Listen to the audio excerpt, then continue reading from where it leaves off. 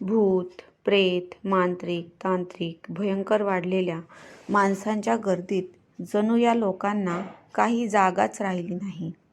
त्यामुळे भूतांना, प्रेतांनी आता बहुतेक नवीन शक्कल शोधून काढली आहे. सगळीकडे माणसंच माणसं. भूतांना देखील शांतपणे राहायला जागा उरली नाही. ड्रॅक्युला चेहरा देखील आता जुना झाला. जुनी मोडकळीला आलेले वाडे पाडून आकाशाला भिडतील अशा इमारती निर्माण झाल्या आहे. भयानक जंगल, एकाएकी घर, जुने कारखाने, जुन्या चाळी देखील नाहीशा झाल्यात. जंगले सपाट झाल्यामुळे भूतांना तिकडे देखील शांतता मिळत नाही. स्मशानाच्या आजूबाजूला देखील इमारती उभ्या राहिल्यात. त्यामुळे मोक्षप्राप्ती थोडीशी अवघड होऊन बसली आहे. मंत्र तंत्र जाणून एखाद्या झपाटलेल्या भूताला पळवून लावणारे मांत्रिक फार थोडे उरलेत. सच्च्या दिलाने सेवा करणारे लोक पण गायब झालेत. अशा वेळेला एखाद्यावर संकट आल्यावर काय करावं? पोलीस डिपार्टमेंट, गुप्तहेर संघटना हे मनुष्य शोधातील, पण त्यांना अतृप्त आत्म्याच्या मागण्या मान्य करता येतील? किंवा एखाद्या दुखावलेल्या आत्म्याने जर काही गुन्हा केला तर त्याला काय शिक्षा करता येईल? सगळं काही अवघडच आहे.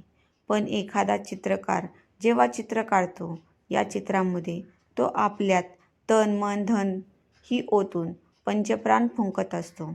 अशा एखाद्या चित्राची जर विटंबना झाली तर काय होत असेल?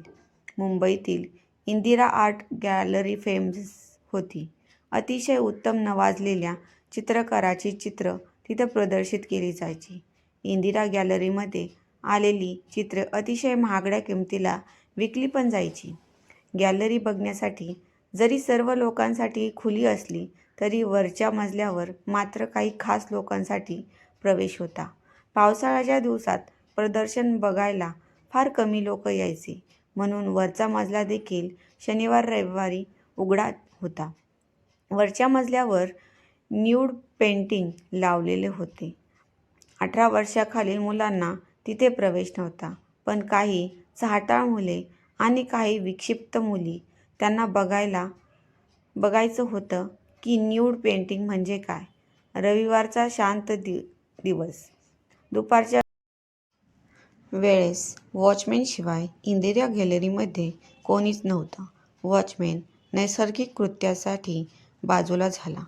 तो क्षण साधून राज, अनिकेत, आशिष, नवनीत, अनोळखी, बिंदू, शनाया यांनी तिथे गुपचूप प्रवेश मिळवला. नुकतेच 11वीला प्रवेश मिळवलेली आणि काही फारच बाबतीमध्ये इंटरेस्ट असलेली ही चाहताळ मुले होती. अनोळखी बिंदू आणि शनाया या पण काही कमी नव्हत्या. वरच्या मजल्यावर सुद्धा एक वॉचमॅन होता. नेमका तो जेवणासाठी गेला होता. रविवारचा शांत वेळ. सामान्य नागरिक जेवण करून दुपारची वामकुक्षी घेणार. प्रदर्शन बघायला कोण येणार म्हणून वॉचमॅन देखील आरामात होता. तसा CCTV कॅमेरा चालू होता. न्यूड पेंटिंगच्या एरियामध्ये आल्यावर प्रत्येकाला आनंद घ्यायचा होता, म्हणून त्यांनी सगळ्यांनी वेगवेगळ्या बाजूला जायचे ठरवले. कुठल्याही चित्राला हात लावू नका, शिक्षा होईल असा नेहमीसारखाच फलक तिथे लावला होता. जे दर्दी रसिक होते सूचनांचे पालन करायचे आणि कलाकारास प्रोत्साहन द्यायचे. पहिले चित्र एका पाठमोऱ्या उघड्या बाईचं होतं. जणू काही ती बाई समोरच बसली आहे. बाईच्या शेजारी माशांची टोपली होती. कुठल्याशा बेटावरचे दृश्य वाटत होते.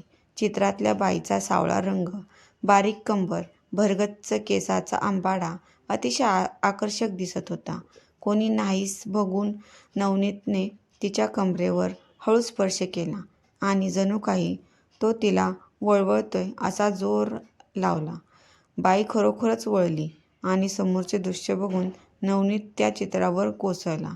राज आणि बिंदू हातात हात घालून भविष्याची स्वप्न बघत चित्र बघत होते. समोरचे चित्र पाठमोरा पुरुष आणि त्याने कवटाळलेली स्त्री असं होतं. चित्र एकदम जिवंत होतं. स्त्रीचा चेहरा पुरुषाच्या छातीमध्ये लपला होता, पण तिच्या हातावरून कंबरेवरून ती अतिशय नाजूक आणि सुरेख असणार असा भास होत होता. पुरुष एकदम बलदंड, त्याच्या हाताचे आणि पायाचे स्नायू तो अतिशय ताकदवर असल्याचे दाखवत होता. चित्रातले स्त्री पुरुष पुराण काळातील वाटत होते. पुरुषाच्या कमरेस वाघाचे कातडे होते तर स्त्रीच्या कमरेस हरणाचे कातडे होते. पुरुषाच्या पाठीचे स्नायू कसदार, जणू काही एखादा योद्धा, त्याच्या कमरेस लावलेली धार तलवार आणि खांद्यावरील अडकवलेला धनुष्यबाण याची साक्ष देत होता. त्यांच्या मनगटावर कातडी पट्टे होते आणि दंडामध्ये रुद्राक्ष लपलेला होता. पुरुषाचा रंग तेजस्वी सावळा, स्त्री नाजूक गोरीपान, नितांबरपर्यंत येणारे रेशमी केस, जणू वाऱ्यावर उडणारे. स्त्रीच्या हातामध्ये अतिशय नाजूक विणलेले मोत्याचे दागिने होते. राजाने बिंदूकडे पाहिले. त्या दोघांनी पण सेम पोज घेतली. सेल्फी काढणे मना होत तरी देखील राज मागे वळला. त्याने बिंदूला तसेच कवेत धरले आणि सेल्फीसाठी मोबाईल उंचावला. हे करताना चुकून त्याचा हात या योद्ध्याच्या हातास लागला आणि विजेचा झटका बसावा असा भास राजला झाला. तो बलदंड पुरुष वळला. त्याचा एकाच बाजूला चेहरा रंगवलेला होता आणि दुसरी बाजू नव्हती, कारण चित्र एकाच बाजूचं होतं. त्याने एक झापड राजच्या थोबाडीत मारली आणि खसकन बिंदूला चित्रामध्ये ओढले. डोळ्यापुढे काजवे चमकत असताना देखील राजने डोळे ताणून बघितले तर त्या सुरेख बाईच्या जागी बिंदू उभी होती. त्याने बिंदूला परत ओढण्याचा प्रयत्न केला, पण निष्फळ ठरला. बिंदूचा चेहरा पण दिसत नव्हता. त्याने स्वतःच्या बाजूला बघितले तर चित्रातील बाई त्याच्या बाजूला उभी होती. तिचा चेहरा केसांनी झाकला होता. राजला वाटले बिंदूच आहे, म्हणून त्याने तिचे केस बाजूला केले. चेहरा म्हणून तिथे काहीच नव्हतं, कारण चित्रामध्ये चेहरा काढलेला नव्हता. एक जबरदस्त किकाळी फोडून राज बेशुद्ध पडला. बिनचेहऱ्याच्या बाईने राजला देखील चित्रात ओढले. दोघांच्या झटापटीमध्ये राज खाली पडला तर योद्ध्याच्या पायापाशी. योद्धेने त्याच्या पाठीवर आपला डावा पाय रुतवला आणि त्याच्या तिथे पकडून ठेवले. आता त्या चित्रामध्ये राज, तो बलदंड माणूस, त्याच्याबरोबरची स्त्री, बिंदू एवढे जण दिसत होते. राज आणि बिंदूचे कपडे चित्राच्या खाली पडले होते. आशिष आणि अनोखी हे देखील हातात हात घालून बरोबरच हिंडत मजेत प्रदर्शन बघत होते. गॅलरी सुनसान असल्यामुळे त्यांच्या पण रोमांसला पण बहर आला होता. एका चित्रासमोर दोघेही थांबले. चित्र एका दरवाजाचं होतं. तो दरवाजा पारदर्शक होता. दरवाजाच्या मागे एका मोठ्या पलंगावर एका कामातूर स्त्रीचं चित्र होतं. स्त्रीला वारा घालणारी सेविका तिच्या बाजूला उभी होती. पारदर्शक दरवाजाच्या बाहेर एक सुरेखशी घंटा काढण्यात आली होती. रेशमी दोर जणू काही खाली लोंबत होता. आशिषने अनोखीकडे बघितले आणि पलंगाकडे दृष्टिक्षेप केला. त्या अनोखी हसली आणि त्याला बिलगली. गाल त्याच्या छातीवर घासून तिने हो म्हटले. ते दोघेही चित्राच्या जवळ सरकले आणि अनोखीने दरवाजा उघडण्यासाठी दरवाजाच्या हँडलवर हात ठेवला आणि सहजच म्हणून अनोखीचे घंटेच्या रेशमी दोराला हात लावला. मंजूळ स्वरात कुठेतरी घंटा वाजली. अनोखीने हात ठेवल्या क्षणी पलंगावरची बाई उठली. दासीने पुढे येऊन दार उघडले. तिने अनोखीला बाजूला ढकलून आशिषला ओढले. आशिषला पलंगावर ढकलून तिने आपल्या मालकीण आणि आशिषवर पांघरून घातले. पारदर्शक दरवाजा खाडकन बंद करून त्याच्यावर पडदा ओढला. हे सगळे काही क्षणातच घडले. अनोखीने दरवाजा वाजवायचा भरपूर प्रयत्न केला. खाड खाड खाड खाड. ती दरवाजाच हात मारत राहिली. तिचा आवाज ऐकून शनाया तिकडे धावत आली. अगं, भिंतीवर काय हात मारतेस? शनायाने विचारले. तिने आशिषला आत ओढले. ग, त्याला बाहेर काढ. काय बोलतेस अनोखी? इथे तर कोणीच नाही आणि तू तर भिंतीवर हात मारतेस. आशिष कुठे गेला? असेल इथेच कुठेतरी. चल, आपण दोघी शोधूया. नाही ग, माझ्यासमोर त्या बाईने आशिषला आत ओढले. अनोखीला आता वेड लागायची पाळी आली होती. तेवढ्यात अनिकेत तेथे आला. अरे च्या, तुम्ही दोघी इथे आहात? गॅलरीच्या त्या बाजूला काही मॉडेल न्यूड होऊन बसले आहेत. बघायला फार मजा येते तिकडे. शनाया आणि अनोखी आता काहीही बघण्याच्या मनस्थितीतच नव्हत्या. तरी पण अनिकेत त्या दोघींना ओढून घेऊन गेला. त्या बाजूला काही विद्यार्थी पेंट करत बसले होते. कोणाचे चेहरे दरवाजाकडे नव्हते, त्यामुळे या तिघांना आत काय चालले ते स्पष्ट दिसत होते. आमचे मॉडेल बनणार का? एक भारी भक्कम आवाजातला नाही. मग चोरून काय बघताय? चुकून आलो. इथे कोणालाही प्रवेश नाही. तरी देखील तुम्ही इथे आलात. आता तुमची सुटका नाही. तिथून पळण्याचा प्रयत्न केला तर मागे मोठमोठे कॅनव्हास त्यांची वाट अडवून उभे होते. शनाया आणि अनोखीने कॅनव्हास फाडून पाडण्याचा प्रयत्न केला, पण त्या दोघी त्याला चिटकल्या. त्यांना तिथून ओढून काढण्यासाठी अनिकेत त्यांचा हात धरून ओढायला लागला, तर फक्त त्या दोघींचे कपडे बाहेर आले. शरमेने त्या दोघींनी मान वळवली. त्यांचा हात ओढत असताना अनिकेत मागच्या कॅनव्हासवर पडला. अनिकेत पण तिथेच चिटकला. तो जेवढी धडपड करत होता, तेवढे त्याचे कपडे फक्त बाहेर पडत होते. पेंटिंग करणाऱ्या विद्यार्थ्यांनी आता मागे वळून त्या तिघांकडे बघितले तर त्यांचे चेहरेच नव्हते. दुपारी 2 वाजता वॉचमॅन नेहमीप्रमाणे एक चक्कर मारायला आला, तर त्याला काही मुलांचे कपडे तेथे पडलेले दिसले. आश्चर्य वाटून त्याने कपडे गोळा केले आणि ऑफिसमध्ये घेऊन गेला. रविवार पूर्ण शांततेतच गेला. इकडे मुलांचे पालक फार चिंतातूर झाले. प्रदर्शनाला गेलेली मुले घरी परतली नव्हती. तरुण मुले असतील कुठे हिंडत म्हणून सुरुवातीला पालकांनी दुर्लक्ष केलं. पण जसजशी रात्र व्हायला लागली तसे सगळ्या मित्रमैत्रिणींना फोन करायला लागले.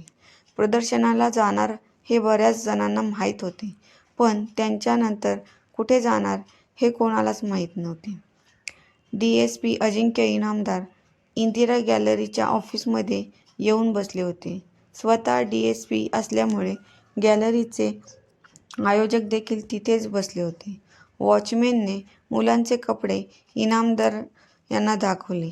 पालकांनी आपल्या मुलांचे कपडे ओळखले, पण कपडे बदलून मुले कुठे गेले असतील हे काही त्यांना समजेना. CCTV कॅमेरा चेक केला तेव्हा सगळी मुलं गॅलरीमध्ये आत येताना अगदी स्पष्ट दिसत होती, पण कोणीही गॅलरीतून बाहेर पडलं नव्हतं. काही दगाफटका झाला नसेल. इंदिरा गॅलरी तर खूपच फेमस होती आणि गॅलरीत काही होण्याची शक्यताच नव्हती. मुलांचे कपडे पण तिथे सापडले होते. एका मोठ्या प्रश्नचिन्हासकट पालकांनी गॅलरी शोधून काढली.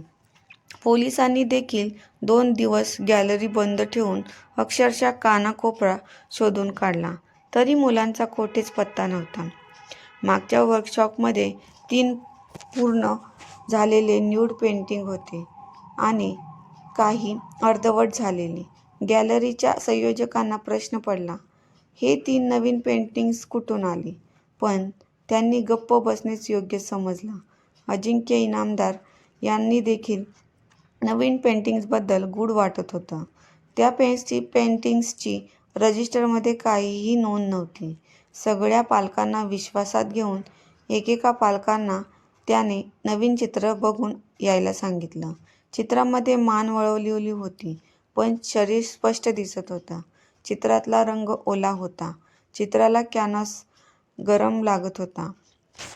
मुलांच्या अंगकाठीवरून पालकांना ओळखीचं काहीतरी वाटत होतं. पण प्रश्न तोच, मुलं गेली कुठे? गॅलरीच्या वॉचमॅनच्या नोंदीनुसार रविवारी तिथे कुठलेही वर्कशॉप भरलं नव्हतं किंवा कुठलंही नवीन पेंटिंग गॅलरीमध्ये आलं नव्हतं. अजिंक्य इनामदारांचं डोकं चक्रावून गेलं. वरच्या गॅलरीतील पेंटिंग काही ठराविक चित्रकारांचीच होती. त्या सगळ्या पोलीस डिपार्टमेंटकडून बोलवले गेले. ज्या पेंटिंगच्या समोर मुलांचे कपडे पडले होते, ती सगळी पेंटिंग्ज शार्दूल गंगाधरची आणि श्रीरंग मुजुमदार यांची होती. दोघेजण स्वतःच्या चित्राची एक सॉफ्ट कॉपी जवळ ठेवत. शार्दूल आणि श्रीरंगला आश्चर्याचा धक्का बसला. शार्दूलकडे कायम स्वतःच्या पेंटिंगची एक सॉफ्ट कॉपी असायची. कोठे चोरी व्हायला नको, कोठेही प्रतिलिपी व्हायला नको म्हणून शार्दूल अतिशय काळजीपूर्वक आपले पेंटिंग सांभाळायचे. शार्दूल आणि श्रीरंगला आश्चर्याचा धक्का बसला की त्यांच्या चित्रामध्ये अजूनही काही माणसे आलेली आहेत, जी त्यांनी काढलीच नव्हती. आता मात्र इनामदार यांना देखील वेळ लागण्याची पाळी आली होती. कारण श्रीरंग आणि शार्दूलच्या चित्राव्यतिरिक्त त्यांच्या चित्रामध्ये अजून जास्त न्यूड फिगर्स दिसत होत्या. शार्दूलच्या सॉफ्ट कॉपीबरोबर गॅलरीमधील चित्र मॅच करत नव्हती. अजून काही माणसे चित्रामध्ये आली होती. वर्कशॉपमधल्या चित्रांच्या देखील जेव्हा अनिकेत आणि अनोखीचे पालक गेले, तेव्हा त्या मुलीच्या हातातील तुटलेले ब्रेसलेट अनोखीच्या आईने ओळखलं. उघड्या छातीच्या व आडव्या झालेल्या हातामधलं ब्रेसलेट असं तुटून होतं की आता गळून खाली पडेल. हातामधलं ब्रेसलेट जणू काही ओढाओढीमध्ये तुटलं होतं. शरमेमुळे तोंडावर धरलेल्या हाताच्या पंज्यातील तिसऱ्या बोटातील अंगठी देखील अनोखीच्या आईने ओळखली. चित्राच्या डोळ्यातून आलेला पाण्याचा थेंब गालावर थांबला होता, जणू आत्ता खाली पडेल. चित्र अतिशय सुंदर होतं, जिवंत होतं, पण मुलीचा चेहरा पूर्ण दिसत नसल्यामुळे काही सांगता येत नव्हतं. शनाईच्या चित्रापाशी वेगळंच दृश्य होतं. अर्धवट झाकलेली छाती आणि मुलीचे कमरेपाशी दोन्ही हाताने गच्च धरलेली झिरझिरती ओढणी, खाली वाकल्यामुळे झाकला गेलेला चेहरा. चित्र एकदम बोलके होते, पण चेहरा दिसत नसल्यामुळे परत तीच स्थिती. तिसऱ्या कॅनव्हासमधील मुलगा पाठमोरा होता. त्याच्या पण अंगावर कपडे नव्हते. जणू काही तो एखाद्या चौकटीला धरून पुढे पडण्यापासून स्वतःला वाचवत होता. त्याचे केस वाऱ्यावरती मागच्या बाजूला उडालेले होते. त्याच्या अंगात बळ त्याच्या पायात आणि हातात दिसत होतं. जणू काही त्याला कोणी विरुद्ध बाजूला ओढत होतं आणि जणू काही तो स्वतःला तो बळ लावून थांबवण्याचा प्रयत्न करत होता. इनामदारांनी चौकशी केली तेव्हा त्यांच्या आश्चर्याला पारावर उरला नाही. वर्कशॉपमधल्या 3 चित्रांमध्ये चित्रकाराचं कोणाला माहीत नव्हती. जरी देहयष्टीवरून आईवडिलांना आपल्या मुलांसारखी चित्रं दिसत होती, तरी पण मुलांचा मात्र पत्ता नव्हता. मुलीच्या आईच्या मते मुली इतक्याही पुढारलेल्या नव्हत्या की स्वतःचे न्यूड चित्र काढतील. नवनीतचा पण काहीच पत्ता नव्हता. संपूर्ण पोलीस गुप्तहेर मुलांच्या शोधार्थ जीवनाचे रान करत होते. इंदिरा आर्ट गॅलरीचे वरच्या मजल्यावरील दालन कायमचे बंद केले होते. पोलिसांनी दोन्ही चित्रांना ताब्यात घेतले होते. दोघांच्याही कारखान्यात जाऊन त्यांनी त्यांची चित्रे पाहिली होती. दोघांच्याकडे सांगण्यासारखं काहीच नव्हतं.